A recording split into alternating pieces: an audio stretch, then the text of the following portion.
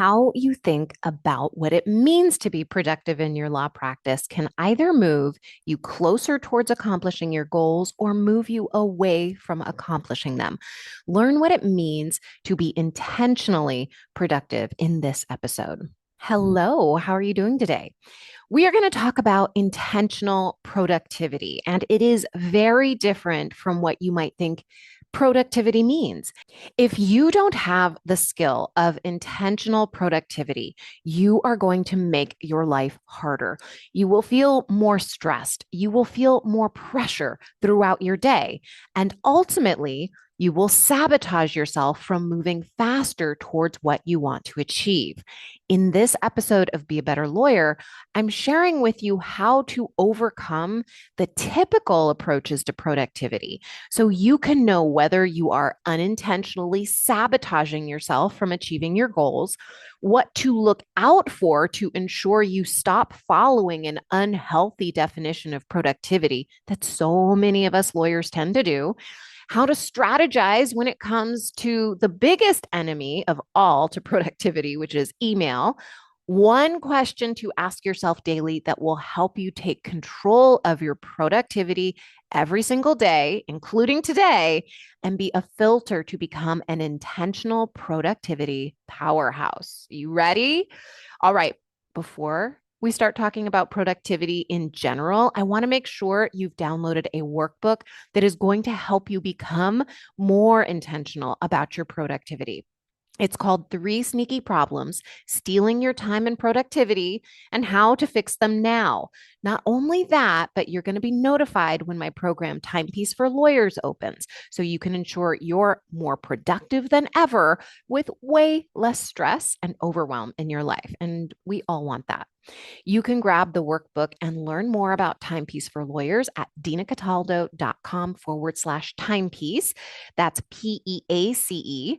It's a fabulous companion to today's episode where you're going to learn even more about how to approach your work and how you could be sabotaging your productivity without even knowing it. So you can get that at dinacataldo.com/timepiece, PEACE. All right, so let's talk about productivity. What is productivity? Not many of us stop to ask ourselves this question. And it was a question that I posed in my Timepiece for Lawyers coaching session this week. The answers were fascinating because it was different for everyone at first. And the fascinating thing is that even though we all think productivity should be self explanatory, when we stop to ask the question, what productivity means to us, it may be perplexing. So here's how Merriam-Webster's defines productivity. And they do it in a few different ways, but I'm going to share two versions that we're going to be talking about here today. One is having the quality of producing, especially in abundance. And the second is yielding results, benefits, or profits. So this meaning is ridiculously vague. And if you know me, you know we can only solve problems when we get specific about what the problem is. And the problem is going to be a little bit different for every single lawyer listening to this. Your problem might be around billable hours. Your problem might be around time sensitive issues because maybe you don't even deal with the billable hour. So I want you to keep this in mind as you're listening to this and answer these questions for yourself. So here's the problem with how most lawyers measure productivity. Productivity can be measured in lots of different ways by lots of different lawyers in lots of different practice areas, but we tend to think that more is productive, more is better. But this is what it ends up looking like. For example, a lawyer might say, well, the number of billable hours I produced in a day makes me productive. Or how many tasks I checked off my to-do list today made me productive. Or at the end of the day, I felt so much relief or satisfaction that I got a project moved along or completed, and that's productive. It can even be the feeling of just rushing through your day, feeling like you've got purpose. And then at the end of the day, feeling exhausted, laying down and thinking, oh, that was so productive. But let me tell you why all these measurements are wrong. You heard me, wrong. None of these definitions of productivity serve you if you want to make more money, meet deadlines, deliver impeccable customer service. They also don't serve you if you want to have a life and love your life outside of the office. These measures of productivity rely on an emotional response versus managing your mindset. Managing your mind is what creates intentional productivity, creates true productivity. Intentional productivity is the ability to see where your mind and your body want to react to your environment, want to react to the feelings, the impulses to do things that aren't really productive, instead of managing it. So you can prioritize your most important work. Let's get a little bit more granular here. You can bill 8 hours in your day, but not touch your most important work. You can complete lots of tasks and respond to dozens of emails without it making you more money in your practice or moving bigger projects further along. You can feel really good at the end of the day for completing lots of things on your to do list or doing one big project. But if it's not your most important work, if it's not something that's serving your clients at the highest level, can it even be productive? Well, when it comes to intentional productivity, working all day is not enough to move the needle towards your goals. And I think a lot of lawyers beat themselves up for not working longer hours because they think the longer hours is what creates productivity. That's not what creates productivity. That's why you might find yourself feeling like you're moving 2 steps forward and 1 step back, or 3 steps forward and 4 steps back. You're simply not spending enough time in intentional productivity. I know that you work like the very best workhorse. You're a high achiever. I see you. You want to do all the things and move fast through your day so you can accomplish more, do more. So it feels counterintuitive, and you may even feel a little resistant towards this idea of pausing and reassessing whether you are in intentional productivity or not. Your nervous system is used to work, work, work, but working hard does not cut it if you want to accomplish your goals and live true to what you value in your practice, what you value in your life. And as long as you define productivity by how much you get done during the day, you're not going to intentionally direct your mind to do the most important work. And let me start here by saying your most important work might be to take rest.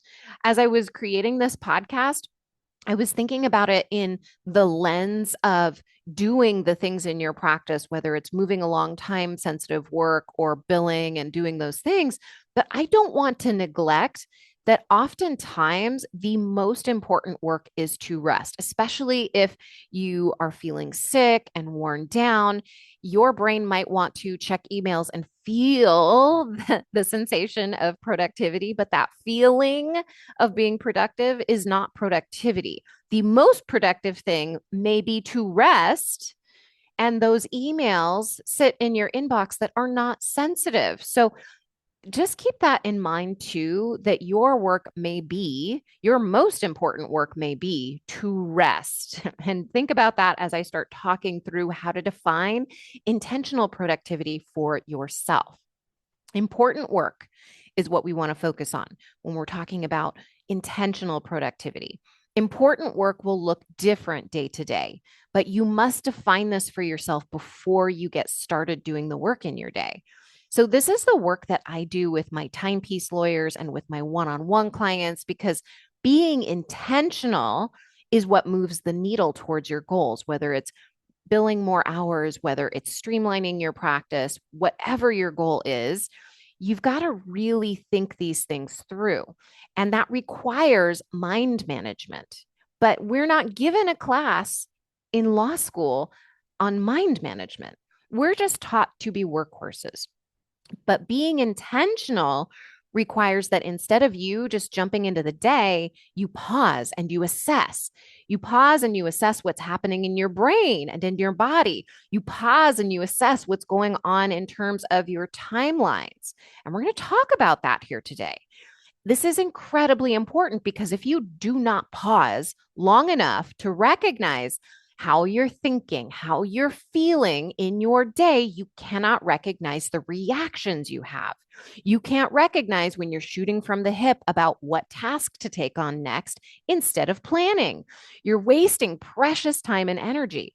Not only that, but when you're not doing your most important work with intention, you're going to make mistakes and you may even feel demoralized when you look back at the end of the day because you're seeing that you didn't even touch the work you wanted to, because you spent way too much time doing low value tasks, low priority tasks. So here's what important work looks like. So you can have some guidance around defining important work for yourself. I can't define this for you because I'm not talking to you one on one. I don't know your practice area. I don't know what your priorities are in your business. I don't know these things. Only you know these things. So it's important that you look at these with the lens of what do you need? What is most important to you? And that can change from day to day. It can change from week to week. So it's important to assess. So, just like I said earlier, maybe your most important work today is resting because you've been working and you've burned yourself out. So, maybe today is a rest day. But let me give you some other ideas of what important work might look like. Sending out bills to clients to get paid on time and ensure your clients get closure on matters. Completing work that's time sensitive. Working on tasks that will move the needle towards your revenue goals. Having a conversation with your assistant about overbooking your calendar. Reaching out to someone in your firm to connect you with someone who can help you grow your practice area. If you're a content creator like me and you're growing a law practice, important work could be sitting down and writing a podcast and recording it.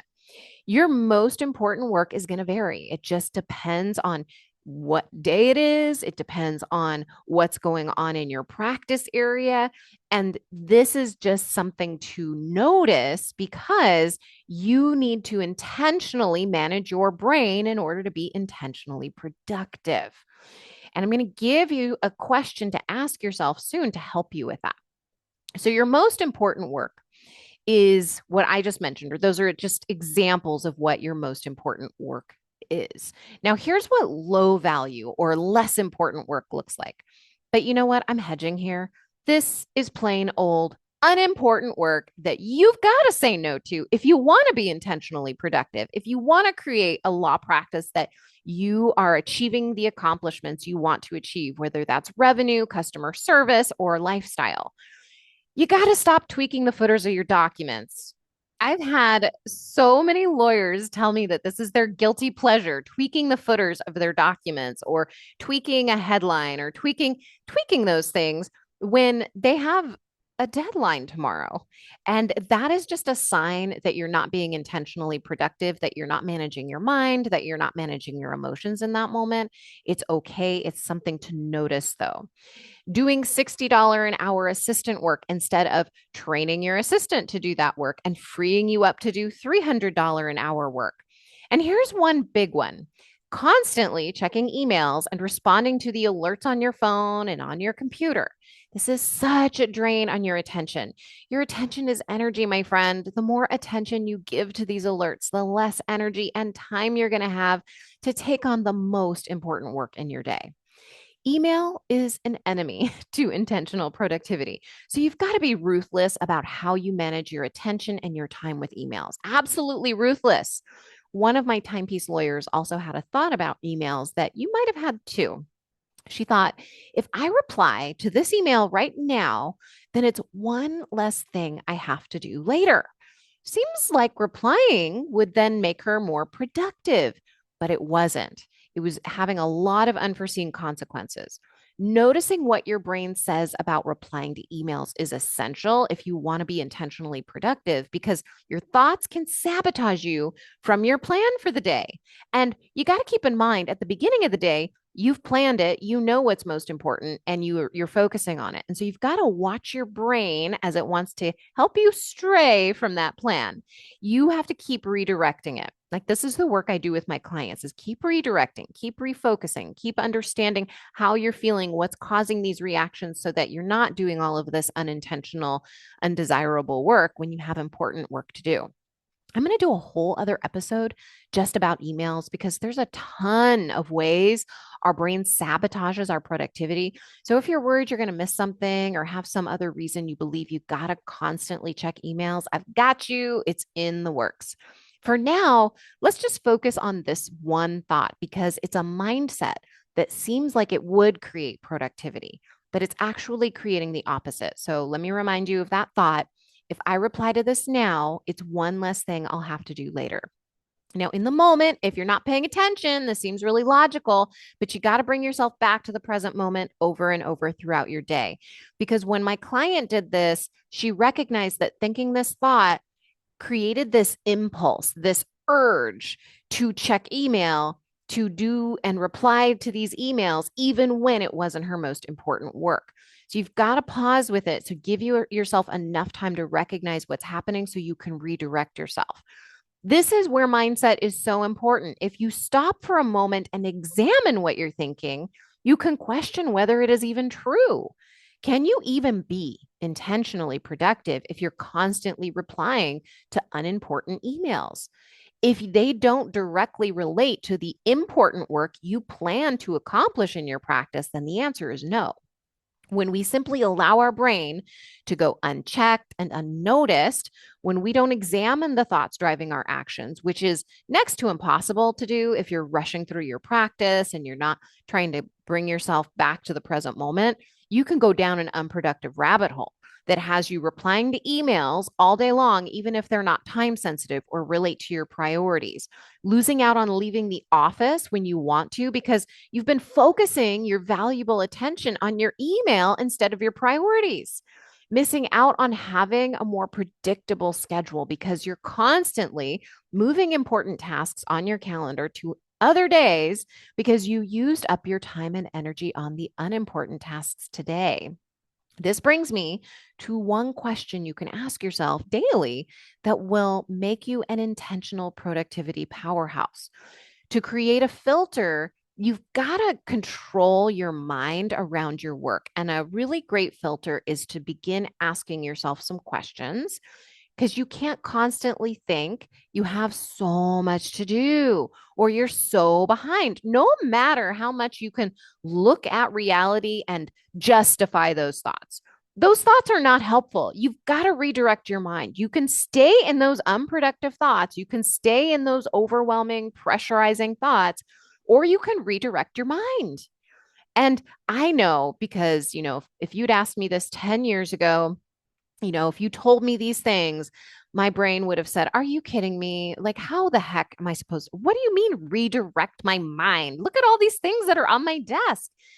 But when I started to practice these things, even though I had doubts, I started to see progress. I started to feel better.